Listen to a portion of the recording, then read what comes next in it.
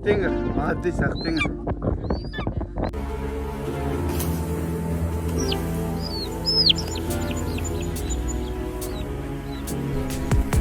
Strawberry on my lips, and you think it's it.